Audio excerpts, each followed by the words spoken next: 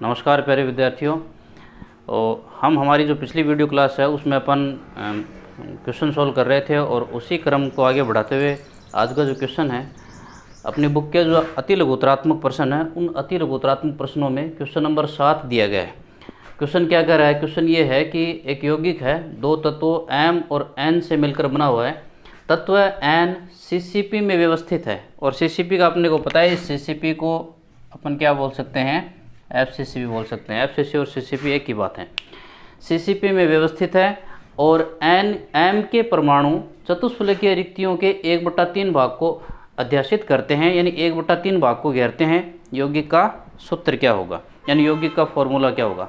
यानी क्वेश्चन ये है कि एक कंपाउंड है जो दो प्रकार के तत्वों से M और N से मिलकर बना, और ये बता रहा है कि जो N परमाणु हैं, जो N तत्व हैं, वो CCP यानी FCC व्यवस्था के अंदर व्यवस्थित है। इसका मतलब है कि N के परमाणु इकाई कोशिका में कोनों पर और प्रत्येक फलक के केंद्र पर व्यवस्थित हैं, जबकि M के जो परमाणु हैं वो N के परमाणुओं द्वारा बनाए गए जालक में उपस्थित जो चतुष्फलकीय रिक्तियाँ हैं उन चतुष्फलकीय रिक्तियों के 1/3 भाग को कवर करते हैं।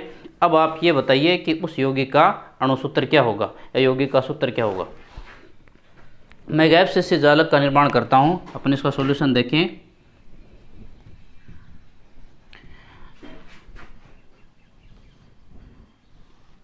ये आपकी एक यूनिट सेल हो गई।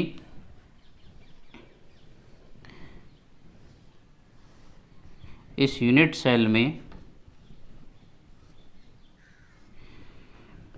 अवयवी कण N के पार्टिकल कहाँ कहाँ पर हैं? मैं N को तो N जो एटम है उसको मैं ग्रीन मार्कर से शो कर रहा हूँ और M के जो एटम हैं उनको मैं ब्लैक मार्कर से शो कर रहा हूँ। ये कह रहा है कि N है वो CCP यानी FCC व्यवस्था में है। इसका मतलब N कहाँ पर है? घन के कोनों पर है और प्रत्येक फलक के केंद्र में है। घन के कोनों पर और प्रत्येक फलक के केंद्र में। घन के कोनों पर, ये घन के कोनों पर अरेंज कर दिया मैंने, और प्रत्येक फलक के केंद्र में, यानी FCC व्यवस्था में व्यवस्थित करना है अपने को। ये तो कॉर्नर हो गए कवर, और फलक के केंद्र में यानी यहाँ पर N परमाणु है, यहाँ पर भी N परमाणु है, यहाँ पर N परमाणु है, यहाँ पर भी N के परमाणु है। ये चार तो चारों तरफ वाले फलक हो गए। एक फ्रंट वाला फलक यहाँ पर N है और एक पीछे वाला यानी यहाँ पर N परमाणु। ये अरेंजमेंट तो हो गया N का। अब अपन M की व्यवस्था करें। तो मैंने आपको पिछला वीडियो आपने देखा है तो मैंने आपको ये बताया कि एक घन के अंदर इस प्रकार के 4 बॉडी डायगोनल होते हैं। बॉडी डायगोनल का मतलब इस कॉर्नर को अपन इस कोने से मिला दें, एक काय विकिरण। इस कॉर्नर को अपन इस कोने से मिला दें, 2 काय विकिरण। इस कॉर्नर को मैं इससे मिला दूं, 3 काय विकिरण, और इस कॉर्नर को मैं इससे मिला दूं। इस प्रकार एक घन के अंदर कुल 4 बॉडी डायगोनल हो गए। प्रत्येक बॉडी डायगोनल के ऊपर 2 चतुष्फलकीय रिक्तियां और एक अष्टफलकीय रिक्ति होती है। यानी यहाँ होती है एक तो चतुष्फलकीय रिक्ति, ये एक बॉडी डायगोनल है, इस पर यहाँ एक चतुष्फलकीय रिक्ति मिलेगी आपको और एक यहाँ चतुष्फलकीय रिक्ति मिलेगी आपको इस जगह के ऊपर। और ये कह रहा है कि M के परमाणु चतुष्फलकीय रिक्तियों के 1/3 भाग को घेरते हैं। अब पहली बात तो चतुष्फलकीय रिक्तियाँ हैं कितनी अपने पास? चतुष्फलकीय रिक्तियाँ क्रिस्टल जालक ये है अपना जो कि FCC प्रकार का है। तो अवयवी कणों की कुल संख्या कितनी हो गई? अवयवी कणों की संख्या कितनी हो गई आपकी? अपने को पता है कि FCC जालक में अवयवी कणों की संख्या कितनी होती है? 4 होती है। अवयवी कणों की संख्या 4 हो गई। अवयवी कण यानी FCC जालक का निर्माण कौन से कंपोनेंट पार्टिकल कर रहे हैं? N कर रहे हैं। इसका मतलब N कणों की संख्या कितनी हो गई? 4 हो गई, क्योंकि अवयवी कण N है यहाँ पर, यानी क्रिस्टल जालक का निर्माण कौन कर रहे हैं? N पार्टिकल कर रहे हैं। इसलिए इस क्रिस्टल जालक में उपस्थित N पार्टिकल की संख्या यानी N प्रकार के कणों की संख्या कितनी हो गई? 4 हो गई। चतुष्फलकीय रिक्तियों की संख्या कितनी हो गई? टेट्राहेड्रल वॉइड्स की संख्या, रिक्तियों की संख्या, चतुष्फलकीय रिक्तियों की संख्या कणों की संख्या से जस्ट डबल होती है, यानी 2 गुणा 4 इज इक्वल टू 8। ये कह रहा है कि चतुष्फलकीय रिक्तियों के 1/3 भाग को कवर करता है कौन? m के परमाणु। तो m परमाणुओं की संख्या कितनी हो गई? m परमाणुओं की संख्या 1/3 गुणा 8। चतुष्फलकीय कुल चतुष्फलकीय रिक्तियों का कौन सा हिस्सा कवर करते हैं? 1/3। तो ये हो गया 8/3। n परमाणुओं की, n कणों की संख्या हो गई, n परमाणु की संख्या हो गई 4, m परमाणुओं की संख्या हो गई 8/3। यौगिक का फॉर्मूला हो गया, यानी यौगिक का सूत्र हो गया, यौगिक का सूत्र इज इक्वल टू m की संख्या कितनी?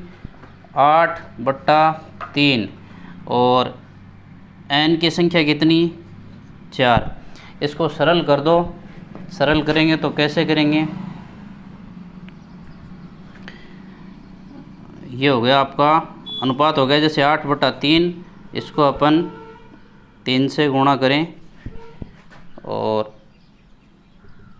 4 है, इसको भी अपन 3 से गुणा करें, 8/12। इसको और सरल करें अपन, 8 जाती है, 4 से काट दें तो m की संख्या कितनी आ गई? 2 और n की संख्या कितनी आ गई? 3। ये हो गया यौगिक का आपका फॉर्मूला। अपन ने कैसे हल किया क्वेश्चन को? अपन ने एक एफसीसी जालक बना लिया, यानी सीसीपी जालक बना लिया, और ये सीसीपी जालक बना कौन रहा है? n बना रहा है। तो अपन ने n को इस सीसीपी जालक में फिट बिठा दिया, यानी n पार्टिकल हैं वो घन के कोनों पर हैं और प्रत्येक फलक के केंद्र में है। ये इकाई कोशिका बन रही है, तो इसमें उपस्थित n पार्टिकल्स की जो संख्या हो गई वो एफसीसी जालक के अनुसार कितनी हो गई? 4 हो गई। टेट्राहेड्रल रिक्तियों की संख्या कणों की संख्या से जस्ट डबल होती है, तो ये हो गई चतुष्फलकीय रिक्तियों की संख्या। और ये कह रहा है कि जो m के परमाणु है वो चतुष्फलकीय रिक्तियों का 1/3 भाग कवर करते हैं। तो m परमाणु की संख्या कितनी हो गई? चतुष्फलकीय रिक्तियों की संख्या गुणा जितना भाग कवर कर रहे हैं उतना ही 1/3 भाग कवर कर रहे हैं, तो ये हो गई m परमाणुओं की संख्या। दोनों परमाणुओं की संख्या को अपन ने सरल अनुपात में परिवर्तित कर लिया और ये आया 2:3। m की संख्या हो गई 2 और n की संख्या हो गई 3। तो M2 N3 यौगिक का सूत्र हो गया। अगला क्वेश्चन देखो। जो लघुत्तरात्मक प्रश्न है उसमें क्वेश्चन नंबर 14 दिया गया है। सोना एफसीसी में क्रिस्टलीकृत है और उस एफसीसी इकाई कोशिका की कोर की लंबाई यानी भुजा की लंबाई ये अपने को कैलकुलेट करके बतानी है। और ये दे रखा है कि सोने का जो एक परमाणु है उस परमाणु की जो परमाणु त्रिज्या है उसका मान है 0.44 नैनोमीटर। अब जब अपन ने आंसर देखो इसका, अपन ने जब एफसीसी इकाई कोशिका में नंबर ऑफ कंपोनेंट पार्टिकल की कैलकुलेशन की थी तो उस कैलकुलेशन के बीच में एक फार्मूला आया था। फार्मूला क्या आया था कि एफसीसी,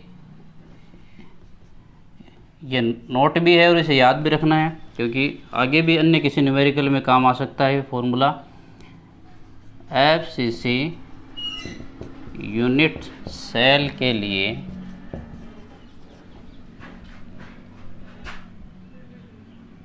ए बराबर ए यानी भुजा, घन की एक भुजा 4r/√2 ये वैल्यू होती है। एफसीसी यूनिट सेल के लिए घन की एक भुजा जो होती है वो 4r क्या है? जो कंपोनेंट पार्टिकल एफसीसी क्रिस्टल जालक का निर्माण कर रहे हैं उस कंपोनेंट पार्टिकल, चाहे वो अणु है, परमाणु, आयन जो भी है, उसकी त्रिज्या हो गई। और इसी प्रकार का एक अन्य होता है बीसीसी यूनिट सेल के लिए। बीसीसी के लिए A = 4r/√3। ये दो फॉर्मूले आपको याद रखने हैं। अब क्वेश्चन आसानी से सरल हो जाएगा अपने आप ही। A का मान दिया गया है, सॉरी R का मान दिया गया है और A पूछ रहा है और √2 की वैल्यू आपको पता ही है। अगर A की वैल्यू निकालनी हो अपने इस क्वेश्चन के लिए तो A = 4 और R की वैल्यू रख दे अपन 0.44 और √2 का मान 1.414। इसको सरल कर लेंगे, जो भी वैल्यू आती है वो हो गई इकाई कोशिका के कोर की लंबाई। नेक्स्ट क्वेश्चन देखो। अगला क्वेश्चन है क्वेश्चन नंबर 16। क्वेश्चन नंबर 16 दिया गया है कि एल्यूमिनियम सीसीपी में क्रिस्टलीकृत है, यानी क्यूबिक क्लोजेस्ट पैकिंग व्यवस्था के अंदर व्यवस्थित है। सीसीपी दैट मीन्स एफसीसी, एक ही बात है। इसका धात्विक अर्धव्यास, अर्धव्यास का मतलब है व्यास का आधा यानी त्रिज्या। इसकी एल्यूमिनियम की जो धात्विक त्रिज्या है उसका मान दिया गया 125 पिकोमीटर। अब इसके 2 पॉइंट दिए गए हैं कि इकाई कोशिका के कोर की लंबाई ज्ञात कीजिए, यानी ए की वैल्यू कैलकुलेट करनी है अपने को, और दूसरा ये कह रहा है कि एक घन सेमी एल्यूमिनियम में कितनी इकाई कोशिकाएं होंगी। आंसर देखो इसका, ए का देखो, पहली बात तो क्रिस्टल कौन सी व्यवस्था में है, सीसीपी व्यवस्था में। इससे पहले जो अपन ने पिछले वाला क्वेश्चन किया है उसमें भी मैंने आपको ये बात बताई थी कि एफसीसी के लिए, एफसीसी यूनिट सेल के लिए A = 4r/√2 और कोर की लंबाई A की वैल्यू निकालनी है, R का मान दिया गया है। A = 4, R की वैल्यू कितनी दी गई है आपको 125 पिकोमीटर बटा √2। जो भी वैल्यू आएगी वैल्यू निकाल लेना और मात्रक रख देना, वो आपका वही पिकोमीटर। मात्रक डिपेंड करता है कि आप किस में ले रहे हो। अगर आप R पिकोमीटर में लेते हो तो A भी पिकोमीटर में आएगी, यदि आप मीटर में लेते हो तो R ये जो A है ये भी मीटर में या सेंटीमीटर में लोगे तो ये भी सेंटीमीटर में आ जाएगी वैल्यू। दूसरा है B। अब अपन ने A निकाल लिया, A की वैल्यू XYZ जो भी आ गई अपने पास। B जो क्वेश्चन है, B जो है वो A पर डिपेंड है। आप पहले वाले A से इस भुजा A का मान निकालोगे यहाँ जो भी XYZ, फिर दूसरे क्वेश्चन में B में क्या करोगे आप, B में ये करोगे कि इकाई कोशिका का आयतन निकालेंगे अपन। इकाई कोशिका का आयतन, इकाई कोशिका का आयतन दैट मीन्स A की क्यूब, और A की क्यूब, A की वैल्यू आप A से फर्स्ट वाले क्वेश्चन से निकालोगे, यानी पहले वाला जो पॉइंट है उससे निकालोगे आप। यहाँ अपन ने A की वैल्यू निकाल लेंगे, उस A की वैल्यू से अपन क्या निकाल लेंगे, दूसरे क्वेश्चन के लिए इकाई कोशिका का आयतन निकाल लेंगे। आपने इकाई कोशिका का आयतन निकाल लिया और सेंटीमीटर में निकालना है, जो भी मान निकाल लिया आपने। तो इतना जो ये जितना भी आयतन आएगा, इतने आयतन के अंदर कितनी यूनिट सेल हैं, 1 यूनिट सेल हैं। इतने आयतन में 1 यूनिट सेल हैं, तो कितने आयतन में पूछ रहा है, इकाई आयतन में। तो 1 घन सेमी आयतन में कितनी यूनिट सेल हो जाएंगी, 1 बटा ये आयतन जो भी आएगा A की क्यूब की वैल्यू। बात समझ में आ गई होगी। अपना पहला क्वेश्चन दिया गया है कि इकाई कोशिका के कोर की लंबाई। अपन ने इस रिलेशन से अपन ने इकाई कोशिका के कोर की लंबाई निकाल ली, यानी घन की एक भुजा निकाल ली। घन की एक भुजा का उपयोग करके अपन ने आयतन निकाल लिया इकाई कोशिका का। अब आयतन मतलब इतना घन सेमी आयतन आ गया। इतने घन सेमी आयतन का मतलब है इतना घन सेमी आयतन कितनी इकाई कोशिकाओं का है, 1 इकाई कोशिकाओं का है, क्योंकि ये जो दूरी है ये घन की एक भुजा है। तो अपन ने भुजा गुणा भुजा यानी आयतन निकाल लिया। इतना आयतन है, इसका मतलब 1 इकाई कोशिका है। अगर इतने पेनों का मूल्य 1 रुपया है तो 1 पेन का मूल्य कितना हो गया, 1 बटा ये आयतन।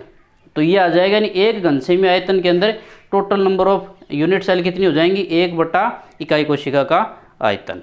नेक्स्ट क्वेश्चन देखो। अगला क्वेश्चन है क्वेश्चन नंबर 17। क्वेश्चन दिया गया है यदि सोडियम क्लोराइड को स्ट्रांशियम क्लोराइड के 10⁻³ मोल प्रतिशत से डोपित कर दिया जाए तो क्रिस्टल में उपस्थित धनायनों की रिक्तियों का सांद्रण क्या होगा। देखो, मोल प्रतिशत, और प्रतिशत का मतलब कितने पर निकालते हैं अपन, 100 पर निकालते हैं। इसका मतलब सीधा सीधा ये है कि 100 मोल NaCl में SrCl2 की अशुद्धि मिलाई गई। कितनी मिलाई गई, 100 में कितनी मिलाई गई, 100 में मिलाएगी 10⁻³ मोल SrCl2। इतनी अशुद्धि मिलाएगी। 100 मोल में इतनी मिलाएगी, 1 मोल में कितनी मिलाएगी फिर, क्योंकि अपन अशुद्धि जो निकालेंगे या धनायन की रिक्तियों का जो सांद्रण निकालेंगे वो अपन प्रति मोल निकालेंगे। 100 मोल NaCl में SrCl2 की अशुद्धि इतनी मिलाएगी या इतने मोल मिलाएगी। तो 1 मोल में कितने मिलाएगी फिर, 1 मोल NaCl में SrCl2 की अशुद्धि कितनी मिलाई गई?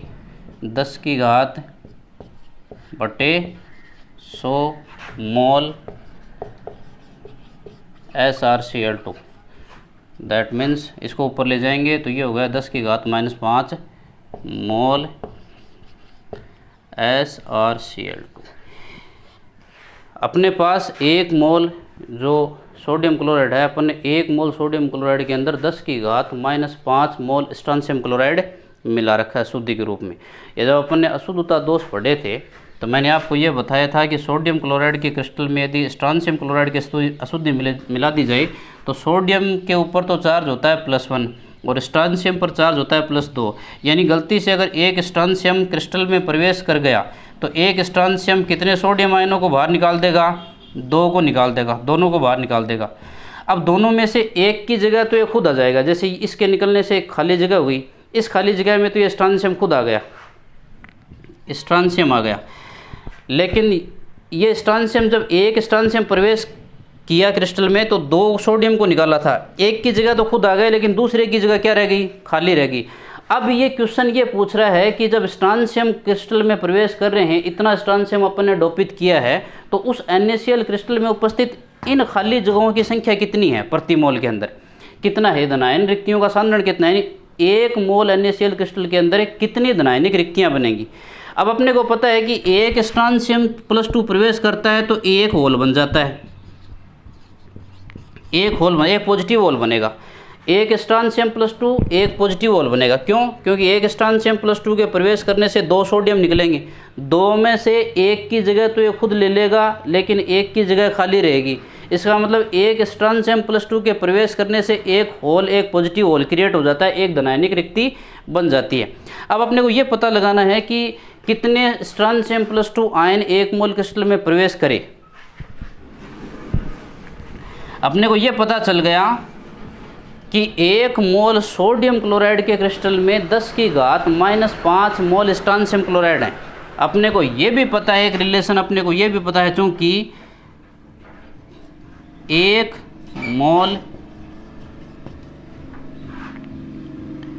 मोल का मतलब कितना होता है? 6.023 × 10 की घात 23 पार्टिकल प्रति मोल, कण, इतने कण होते हैं।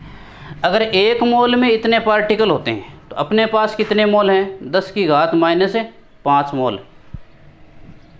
तो 10 की घात -5 मोल SrCl2 में उपस्थित SrCl2 के कणों की संख्या कितनी हो गई? गुणा कर दो, 10 की घात -5 × 6.023 × 10 की घात 23 SrCl2 कण। इतने पार्टिकल हो गए स्ट्रांशियम क्लोराइड के, इतने कण हो गए। अब आपके पास अपने को यह पता है कि स्ट्रांशियम क्लोराइड जब आयनित होगा, SrCl2 आयनित होगा तो 1 मोल बनेगा, यानी 1 मोल के आयनन से 1 मोल स्ट्रांशियम +2 बनेंगे और 2 मोल बनेंगे क्लोराइड आयन।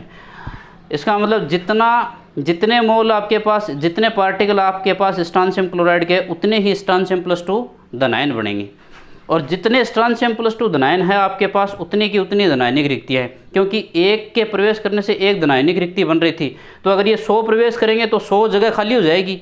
अगर ये 500 प्रवेश करेंगे, संख्या में 500 की संख्या में क्रिस्टल में प्रवेश कर जाएंगे तो 500 सोडियम आयनों की जगह खाली हो जाएगी। 1000 प्रवेश करेंगे तो 1000 की जगह खाली हो जाएगी। अब अपने को ये पता लगाना है कि स्ट्रांशियम +2 कितने हैं। इतना तो है स्ट्रांशियम क्लोराइड के पार्टिकल इतने हैं, स्ट्रांशियम क्लोराइड के पार्टिकल इतने हैं, तो इतने के इतने क्या हो गए? स्ट्रांशियम +2 धनायन के पार्टिकल भी इतने हो गए। अतः Sr+2 आयनों की संख्या, Sr+2 आयनों की संख्या भी कितनी हो गई? इतने की इतनी हो गई। 6.023 × 10 की घात कितनी हो गई? 10 की घात हो गई आपकी 18 कण, या 18 इतने आयन हो गए। अब 1 मोल सोडियम क्लोराइड का जो क्रिस्टल है, उस 1 मोल के क्रिस्टल में आपने इतने स्ट्रांशियम +2 आयन प्रवेश करा दिए, इतने प्रवेश करा दिए, तो इतने के इतने ही क्या हो गए, खाली जगह हो गई, किसकी, सोडियम आयन चले गए इतनी अपनी जगह से। अतः NaCl के क्रिस्टल में उपस्थित धनायनिक रिक्तियों का सांद्रण, धनायनिक रिक्तियों का सांद्रण कितना हो गया, इतना का इतने हो गया 6.023 × 10⁻18 रिक्तियाँ प्रति मोल। आगे बात समझ में। एक बार दोबारा देखो क्या किया अपन ने। क्वेश्चन ये कह रहा है कि स्ट्रांशियम क्लोराइड, सोडियम क्लोराइड के क्रिस्टल को स्ट्रांशियम क्लोराइड से डोपित किया गया, और डोपित किया गया मोल प्रतिशत के अनुसार इन 10⁻³ मोल प्रतिशत, और प्रतिशत को मतलब है 100 पर कैलकुलेट करेंगे अपन। तो अपन ने शुरू में ये मान के चलते हैं कि 100 मोल सोडियम क्लोराइड है अपने पास, उस 100 मोल के अंदर अपन ने 10⁻³ मोल स्ट्रांशियम क्लोराइड मिलाया। 100 मोल में इतना मिलाया है, तो 1 मोल में कितना मिला दिया अपन ने, 10⁻5 मोल स्ट्रांशियम क्लोराइड मिला दिया। अपने पास इतना है प्रति मोल के हिसाब से। 1 मोल के अंदर पार्टिकल इतने होते हैं, तो इतने मोल में कितने स्ट्रांशियम क्लोराइड के कण हो गए, एक मोल में इतने होते हैं, तो 10⁻5 मोल स्ट्रांशियम क्लोराइड के अंदर इतने स्ट्रांशियम क्लोराइड के कण हो गए। और स्ट्रांशियम क्लोराइड जितने होंगे उतने के उतने ही स्ट्रांशियम +2 धनायन बनेंगे। तो स्ट्रांशियम +2 धनायनों की संख्या भी सेम टू सेम यही हो गई। और अपने को ये पता है कि स्ट्रांशियम क्लोराइड जब क्रिस्टल में प्रवेश करेगा तो उसके एक के प्रवेश करने से 2 सोडियम निकल जाएंगे। अब 2 निकल जाएंगे तो एक की जगह तो खुद उसने स्ट्रांशियम ने ले ली और एक सोडियम आयन की जगह खाली रहेगी। इसका मतलब अगर क्रिस्टल में एक स्ट्रांशियम +2 आया तो एक सोडियम आयन की जगह खाली रहेगी, 2 आए तो 2 की जगह खाली रहेगी। अपने पास इतने थे, अपने पास इतने स्ट्रांशियम +2 थे, तो इतने की इतने ही जगह खाली रहेगी। यानी धनायनिक रिक्तियों की संख्या होगी 6.023 × 10⁻18 रिक्तियाँ या धनायनिक रिक्तियाँ प्रति मोल। अगला क्वेश्चन देखो। अगला क्वेश्चन देखो, क्वेश्चन नंबर 22 दिया गया है। चांदी का क्रिस्टलीकरण FCC जालक में होता है यदि इसकी कोष्ठिका यानी कोर की लंबाई 4.07 × 10⁻8 सेंटीमीटर तथा घनत्व 10.5 ग्राम प्रति घन सेमी हो, तो क्रिस्टल चांदी का परमाणु द्रव्यमान ज्ञात कीजिए। यानी परमाणु द्रव्यमान ज्ञात करना है, इसका मतलब m की वैल्यू कैलकुलेट करनी है। चांदी का जो परमाणु है उसका मौलिक द्रव्यमान ज्ञात करना आपको। क्रिस्टल का दिया गया घनत्व है, डेंसिटी दी गई है, डेंसिटी दी गई आपको 10.5 ग्राम प्रति घन सेमी, और कोर की लंबाई यानी A की वैल्यू दी गई है आपको 4.07 × 10⁻8 सेंटीमीटर, ये वैल्यू दी गई है आपको। और पूछ रहा है m कैलकुलेट करना है। साथ ही साथ आपको ये भी बता दिया कि चांदी जो है वो FCC के अंदर क्रिस्टलीकृत है, और चांदी यदि FCC में क्रिस्टलीकृत है, इसका मतलब इनडायरेक्टली आपको ये बता दिया कि Z का मान कितना हो गया, 4 हो गया, क्योंकि FCC क्रिस्टल के लिए total number of component particle कितने होते हैं, 4 होते हैं। तो Z की वैल्यू कितनी हो गई FCC के लिए, Z बराबर कितना हो गया, 4 हो गया। और अपने को पता है डेंसिटी का formula, density is equal to Z into m यानी मोलर मास, A³ यानी आयतन into Avogadro number Na।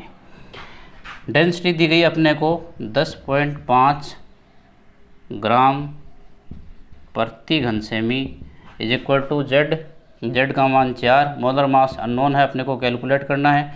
A³ A का मान दिया गया आपको 4.07 × 10⁻8, और इसका क्यूब कर दिया अपन ने, तो जो यूनिट है उसकी की क्यूब हो गई, यानी सेंटीमीटर क्यूब हो गया। और अवोगाद्रो नंबर आपको पता है 6.023 × 10⁻23 प्रति मोल। और इसका जो मात्रक है, इसका मात्रक, अब अपने को m की वैल्यू कैलकुलेट करनी है। m is equal to, m को यहाँ रख लेते हैं, बाकी राशियाँ बदल देते हैं। तो ये हो गया आपके पास 10.5 ग्राम प्रति घन सेमी, नीचे वाली राशियाँ ऊपर चली गई, 4.07 × 10⁻8 इसकी होल क्यूब, सेंटीमीटर की होल क्यूब 6.023 × 10⁻23 प्रति मोल। नीचे वाली राशियाँ ऊपर आ गई और ऊपर वाली राशि नीचे आ गई 4। अब देखो सेंटीमीटर से सेंटीमीटर कट गया और जो भी है आपकी, इसको सरल कर लेते हैं अपन। मात्रक अपने पास क्या क्या बचा है, एक तो ग्राम बचा है और एक मोल बच गया है। जो परमाणु द्रव्यमान है उसका मात्रक भी क्या होता है, ग्राम प्रति मोल। ग्राम प्रति मोल को अपन यूँ भी लिख सकते हैं यूनिफाइड या फिर AMU, एटॉमिक मास यूनिट। तो इसको सरल कर लेना और जो भी वैल्यू आ रही है XYZ, जो भी वैल्यू आएगी मात्रक लगा देना ग्राम प्रति मोल और यूनिफाइड और AMU। अप्रोक्सीमेटली सिल्वर का जो परमाणु द्रव्यमान आएगा वो आता है 108 ग्राम प्रति मोल या 107.9 या 108 ग्राम के आसपास आएगा। नेक्स्ट क्वेश्चन देखो। अगला क्वेश्चन है 23 का। क्वेश्चन दिया गया है कि एक घनीय ठोस दो तत्वों P और Q से मिलकर बना है। घन के कोनों पर Q परमाणु तथा अंतःकेंद्र का मतलब केंद्रीय है, अंतःकेंद्र पर P परमाणु स्थित है। यौगिक का सूत्र बताइए और P और Q की समन्वय संख्या यानी उपसंयोजन संख्या ज्ञात कीजिए। आंसर देखो, जैसा जैसा बताया गया है वैसा वैसा अरेंज करना है। P और Q से मिलकर बना है। घन के कोनों पर तो है Q, घन बना लेते हैं अपन एक, ये घन बना लिया अपन ने। घन के कोनों पर तो है Q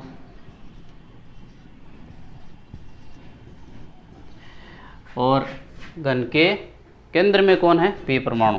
यहाँ पर है P, यानी सीधी सीधी बात है व्यवस्था कैसी हो गई, BCC। दोनों की व्यवस्था कैसी होगी, P और Q दोनों को मिलाकर के अगर देखें अपन तो व्यवस्था बनेगी BCC, जिसके अंदर Q परमाणु घन के कोनों पर P परमाणु घन के केंद्र में उपस्थित है।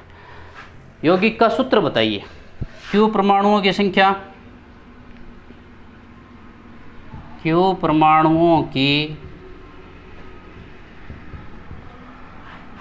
कितनी हो गई। अपने को पता है कि कॉर्नर पर कंट्रीब्यूशन 1/8 होता है। कॉर्नर कितने हैं, 8 कॉर्नर हैं, तो Q की संख्या कितनी हो गई, 1। P परमाणुओं की संख्या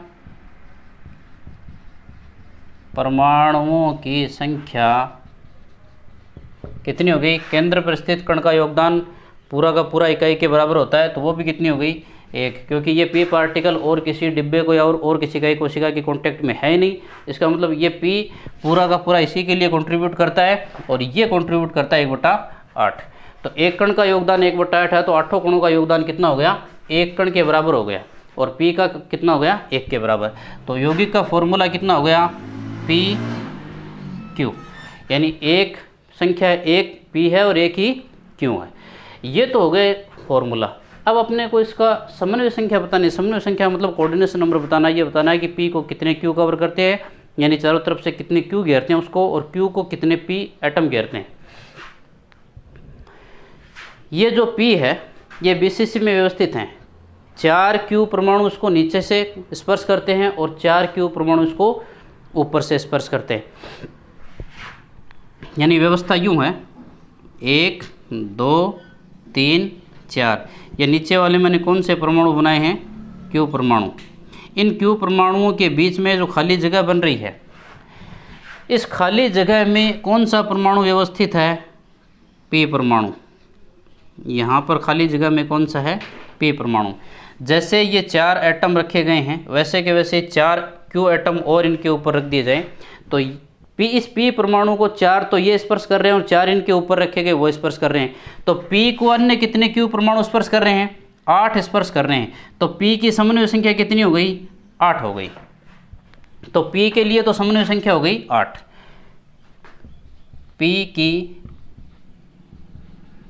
समन्वय संख्या दैट मीन्स कोऑर्डिनेशन नंबर कितने हो गए, 8 हो गए। अब Q का निकालना है। Q का कैसे निकालेंगे, ये क्रिस्टल का केवल एक हिस्सा है, एक भाग है, और क्रिस्टल में इस प्रकार की बहुत सी यूनिट सेल, बहुत सी इकाई कोशिकाएं हैं। अगर ये डिब्बा जो रखा गया है, ये डिब्बा अगर यहाँ है तो इसके चारों तरफ भी और भी बहुत सारी इकाई कोशिकाएं व्यवस्थित हैं। एक इकाई कोशिका इसके इस तरफ है, एक इकाई कोशिका इस तरफ है, इसके यहाँ पर इस तरफ जो इकाई कोशिका है उसके केंद्र में भी पी एटम है। एक इकाई कोशिका इसके जस्ट पीछे उस तरफ रखी गई, उसके केंद्र में भी एक पी एटम है, यानी इसके पीछे वाली जो इकाई कोशिका है इस प्रकार से जो रखी गई उसके केंद्र में भी एक पी है। और यहाँ जो इकाई कोशिका मानी अपन ने, इसके पीछे भी एक इकाई कोशिका है, उसके केंद्र में भी एक पी एटम है। तो ये जो क्यू एटम दिख रहा है आपको कॉर्नर वाला, इस कॉर्नर वाले पी एटम को नीचे से 4 पी परमाणु घेर रहे हैं, नीचे से। और ये 4 इकाई कोशिकाएं जो दिख रही है आपको, यानी 4 डिब्बे हैं जिनको अपन ने रख दिया है, इन चारों डिब्बों के ऊपर भी और 4 डिब्बे रखे जा सकते हैं, 4 इकाई कोशिकाएं रखी जा सकती हैं। उन चारों ऊपर वाली इकाई कोशिकाओं के केंद्रों में भी 4 पी परमाणु व्यवस्थित हैं। इसका मतलब इस क्यू को 4 पी तो नीचे से कवर कर रहे हैं और 4 पी इसके ऊपर व्यवस्थित हैं। तो इस क्यू को भी कितने पी परमाणु चारों तरफ से घेर रहे हैं? 8 परमाणु इसको स्पर्श कर रहे हैं या इसको घेर रहे हैं। तो क्यू की समन्वय संख्या भी कितनी हो गई? क्यू की समन्वय संख्या बराबर हो गई, कोऑर्डिनेशन नंबर कितना हो गया इसका भी 8 हो गया। दोनों परमाणुओं की समन्वय संख्या कितनी हो जाएगी? 8 हो जाएगी।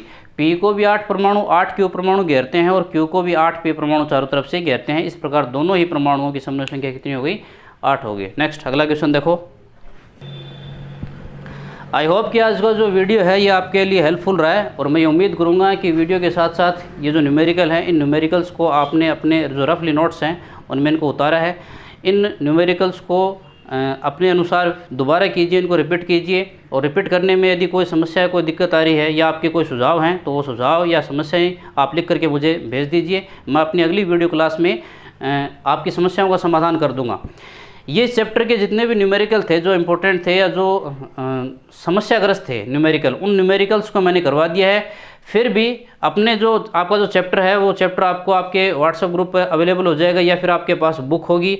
उसमें आपको जो कोई भी समस्या है, इनके अलावा और भी 2-4 न्यूमेरिकल दिए गए हैं। यदि उनमें भी आपको कोई समस्या आ रही है, नहीं समझ में आ रहे हैं या कर नहीं पा रहे हूँ तो आप उन्हें मुझे लिख कर भेज दीजिए। आपका जो भी न्यूमेरिकल है मैं यहाँ क्लासरूम में आपको करवा दूँगा। और अगली जो वीडियो क्लास है उसमें अपन अगला जो चैप्टर है अपना चैप्टर नंबर 2 सॉल्यूशन, उसको शुरू करेंगे। Thanks for watching.